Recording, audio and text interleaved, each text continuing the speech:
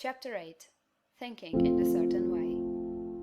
Turn back to Chapter 6 and read again the story of the man who formed a mental image of his house, and you will get a fair idea of the initial step toward getting rich. You must form a clear and definite mental picture of what you want. You cannot transmit an idea unless you have it yourself. You must have it before you can give it. And many people fail to impress the thinking substance because they have themselves only a vague and mystic concept of the things they want to do, to have, or to become. It is not enough that you should have a general desire for wealth, to do good with. Everybody has that desire. It is not enough that you should have a wish to travel, see things, live more, etc. Everybody has those desires also. If you are going to send a wireless message to a friend, you will not send the letters of the alphabet in their order and let him construct the message for himself, nor would you take words at random from the dictionary. You would send a coherent sentence, one which meant something. When you try to impress your wants upon substance, remember that it must be done by a coherent statement. You must know what you want and be definite. You can never get rich or start the creative power into action by sending out unformed longings and vague desires. Go over your desires, just as the man I have described went over his house. See just what you want, and get a clear mental picture of it as you wish it to look when you get it. That clear mental picture you must have continually in mind, as the sailor has in mind the port toward which he is sailing the ship. You must keep your face toward it all the time. You must no more lose sight of it than the steersman loses sight of the compass.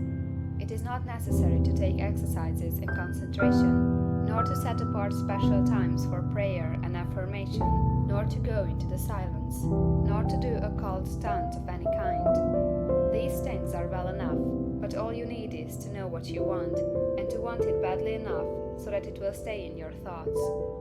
Spend as much your leisure time as you can in contemplating your picture, but no one needs to take exercises to concentrate his mind on a thing he really wants.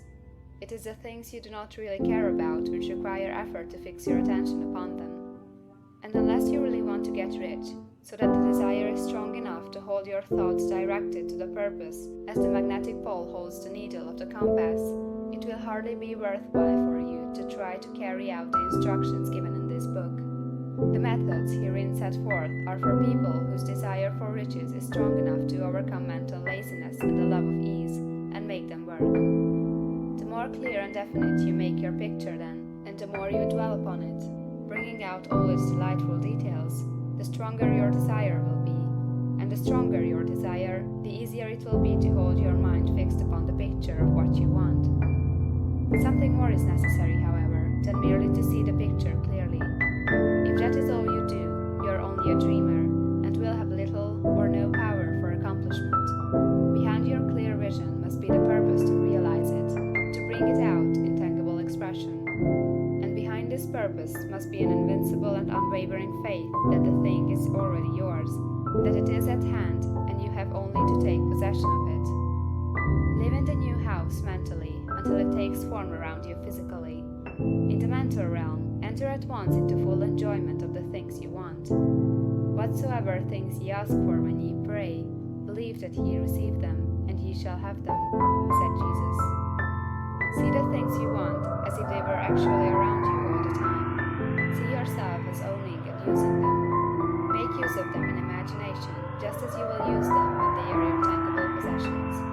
Dwell upon your mental picture until it is clear and distinct, and then take the mental attitude of ownership toward everything in that picture. Take possession of it, in mind, in the full faith that it is actually yours. Hold to this mental ownership. Do not waver for an instant in the faith that it is real. And remember what was said in the preceding chapter about gratitude. Be as thankful for it all the time as you expect it to be when it has taken form. The man who can sincerely thank God for the things which as yet he owns only in imagination has real faith. He will get rich.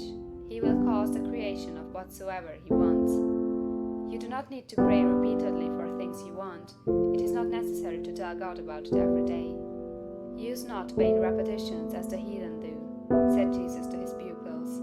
For your Father knoweth that ye have need of these things before ye ask him.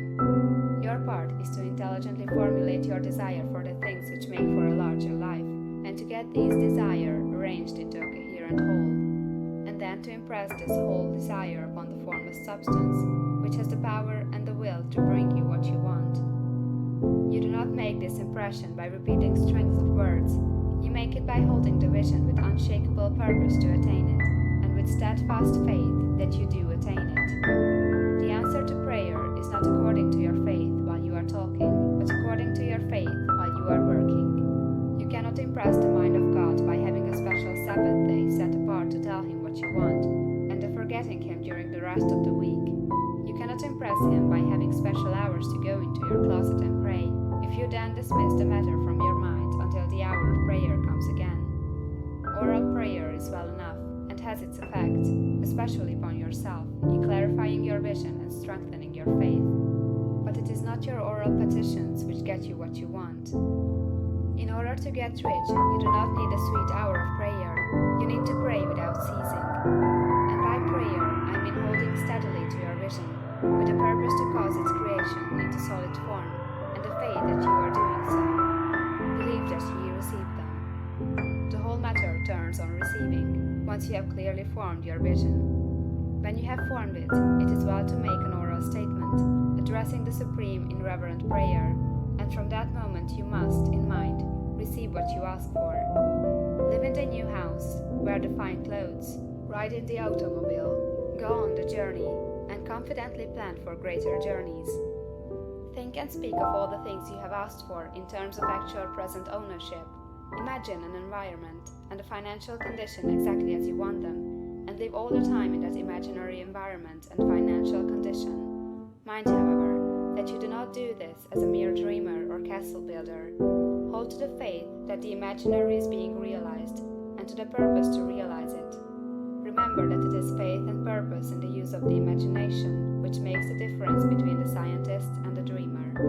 And having learned this fact, it is here that you must learn the proper use of the will. End of chapter 8.